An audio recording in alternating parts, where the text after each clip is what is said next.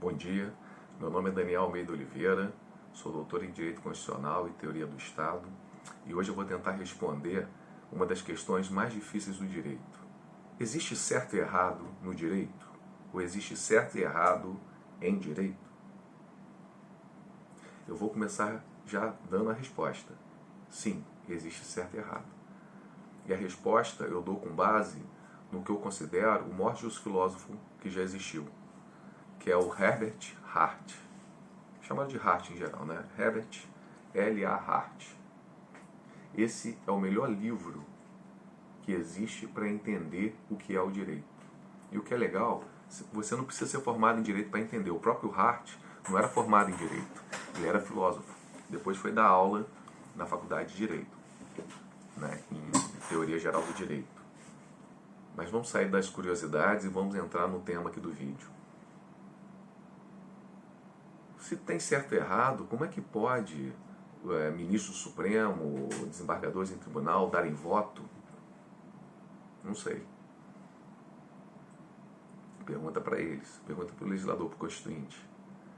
Brincadeiras à parte, eu defendo que se mude esse sistema. Voto, para mim, cabe em poderes políticos, não em poderes técnicos, ou poderes que você tenha membros vitalícios. Mas isso é assunto para outro vídeo. Voltando para cá. No direito existe sim certo e errado. Tá? O Hart explica isso muito bem.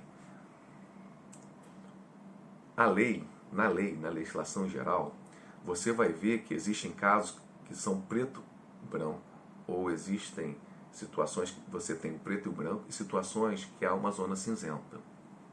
Na zona cinzenta, de fato, você não teria o certo e o errado. E daí a importância de você ter bons julgadores, você escolher bons julgadores. É por isso que no Supremo Tribunal Federal nós teríamos que ter nossos heróis nacionais, não é?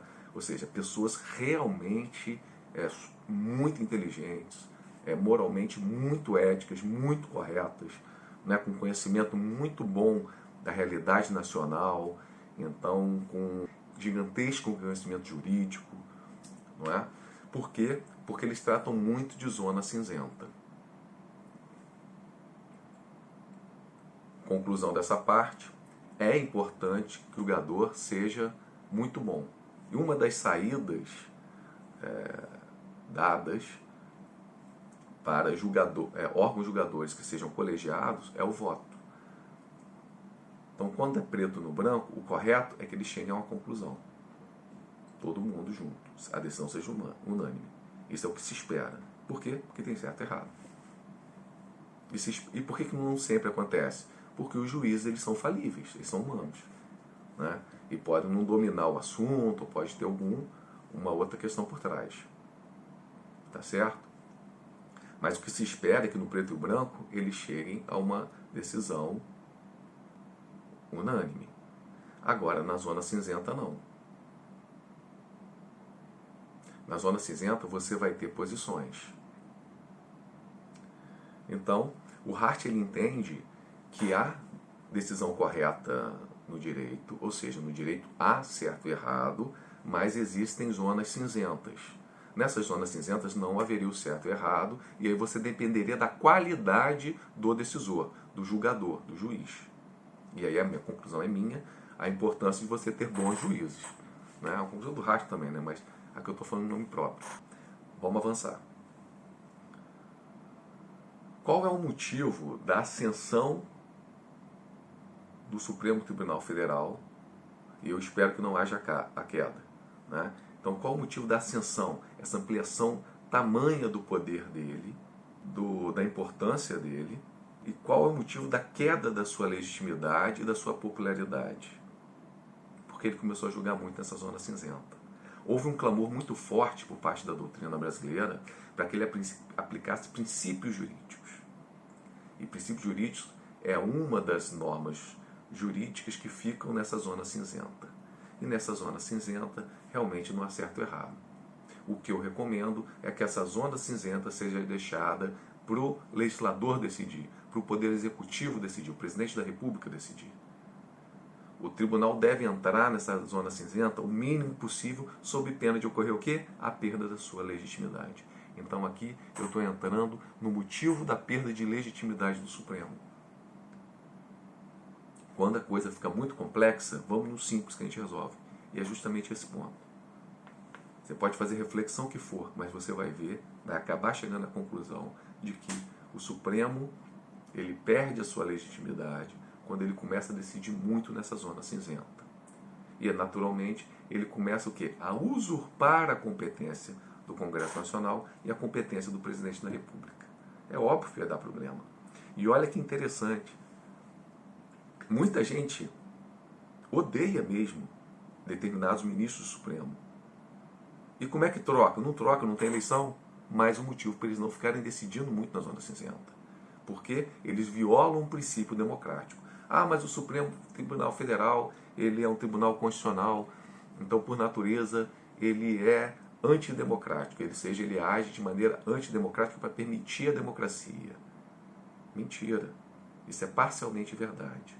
E visa garantir direitos a despeito dos poderes políticos, e nesse sentido ele teria uma atuação antidemocrática contra o princípio democrático, tá certo?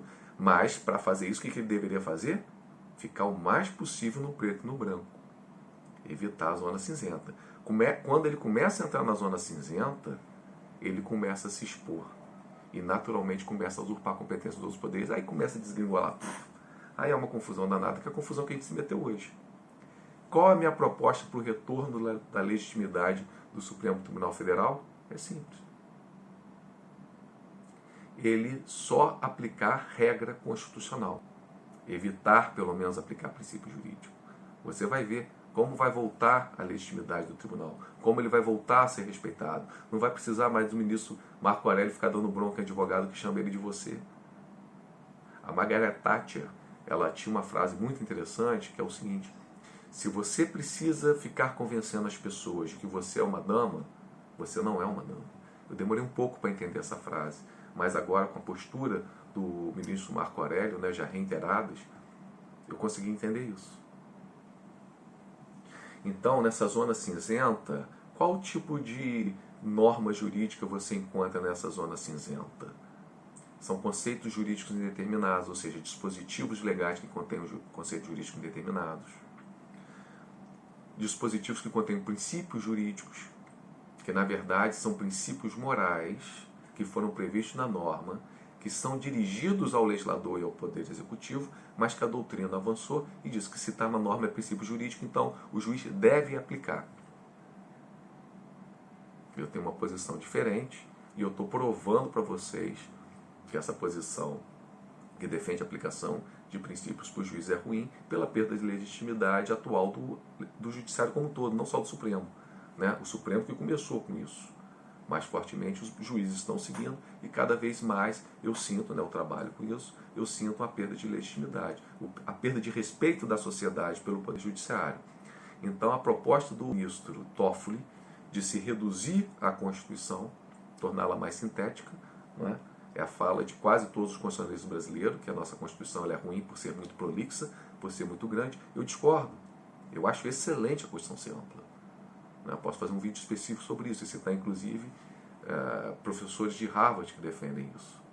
Que seria bom se a Constituição norte-americana, de Harvard e outras universidades americanas, que seria excelente se a Constituição americana fosse mais prolixa, não é? Que ela fosse maior, tratasse de mais temas especificamente e não tão principiológica. E a minha saída também é muito mais simples, ou seja, basta os ministros do Supremo adotarem uma postura que é recomendada por todos os maiores constitucionalistas que já existiram, que é o quê? A autocontenção. Então, concluindo, existe sim certo e errado em direito, mas existe uma zona cinzenta. Nessa zona cinzenta não existe certo e errado. Por isso que os juízes eles devem dar preferência por decidir apenas quando há o quê? Quando eles sentirem que exista o preto e o branco, quando eles chegarem nisso. Pode decidir com base em princípios jurídicos, ou conceitos jurídicos indeterminados? Pode, em muitos casos deve, mas só quando esses conceitos jurídicos indeterminados já foram muito bem definidos pela sociedade, pelos poderes políticos, ou mesmo pelos tribunais, e os princípios idem. Vou dar um exemplo de preto e branco no direito. Só pode ser juiz, ingressar na carreira da magistratura, ou na carreira da promotoria, ou no serviço público, por meio de concurso público. Isso está na Constituição. Artigo 37, inciso 2 da Constituição. É preto e branco. Se alguém chegar para mim e falar que não precisa, se alguém falar, está errado. Vai tomar 0 na prova. Agora, alguém chegar e falar, vou entrar no nosso famoso tema polêmico, que não se pode prender alguém após condenação de primeira instância ou de segunda instância, aí você já começa a entrar numa zona cinzenta. Ah, Daniel, mas eu resolvo fácil porque eu tenho uma norma do CPP que diz expressamente, sim. E aí já está no preto e no branco. Mas se você jogar para o princípio constitucional, o princípio da justiça, ou o princípio da manutenção da sociedade, ou o princípio do direito de ir e vir das pessoas, ou no direito de só fazer aquilo que a lei determina, aí você começa a flexibilizar essa regra jurídica e entra na zona cinzenta. E aí começa a confusão. Então, para concluir, existe certo e errado do direito, sim. É o preto e o branco. Na zona cinzenta não existe certo e errado. O que geralmente está na zona cinzenta? Conceitos jurídicos indeterminados, princípios jurídicos. Por isso que o juiz deve evitar decidir nessa zona cinzenta. Também é outro motivo para você ter bons juízes. É muito importante você ter bons juízes. Por quê? Porque muitas vezes ocorre que ele é obrigado a julgar nessa zona cinzenta. Por mais que ele evite entrar nessa zona cinzenta, ele é obrigado, para decidir um caso, a entrar nessa zona cinzenta. Tá certo?